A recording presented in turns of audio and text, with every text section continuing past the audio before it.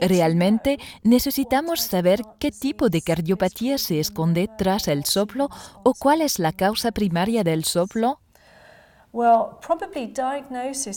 Pues bien, probablemente sea menos importante el diagnóstico que ser capaz de identificar el riesgo de desarrollar complicaciones cardíacas.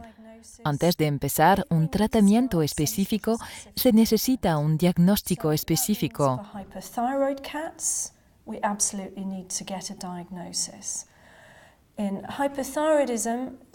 Esto es esencial en gatos con hipertiroidismo, puesto que algunos pueden desarrollar cambios cardíacos estructurales secundarios. En otros casos, quizá el soplo esté asociado a un aumento del gasto cardíaco. Es mucho más fácil diagnosticar el hipertiroidismo que muchas de las miocardiopatías debido a los signos clínicos. Podemos palpar un bocio y medir los niveles de T4. Por supuesto, los gatos con hipertiroidismo necesitan un tratamiento específico.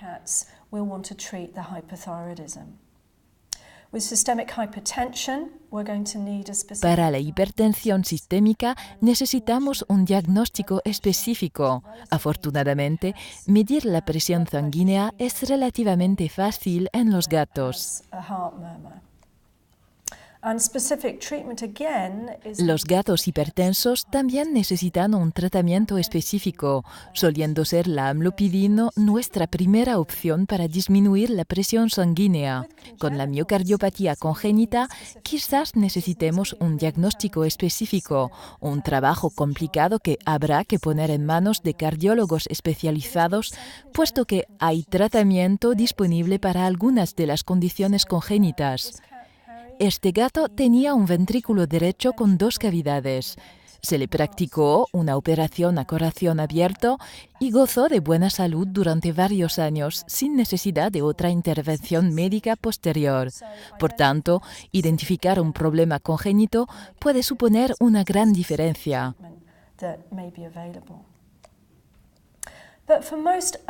Pero probablemente sea más importante identificar qué gatos están abocados a desarrollar problemas de alto riesgo en vez de identificar el tipo específico de miocardiopatía.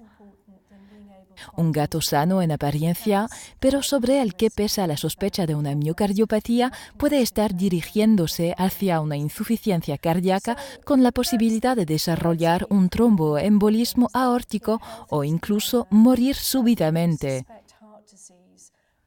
Pero muchos de los gatos se encuentran bastante bien, incluso con una miocardiopatía subyacente. En este estudio analizamos gatos con miocardiopatía hipertrófica. Incluso después de 5 años, aproximadamente menos del 50% murieron por causa de su miocardiopatía. Parece ser, entonces, que algunos gatos están libres de desarrollar complicaciones con riesgo de muerte, mientras otros no. Years or so, less than 50% of those cats had actually died of their cardiac disease. So some cats can manage and don't seem to be at risk of developing life-threatening complications, but some cats do.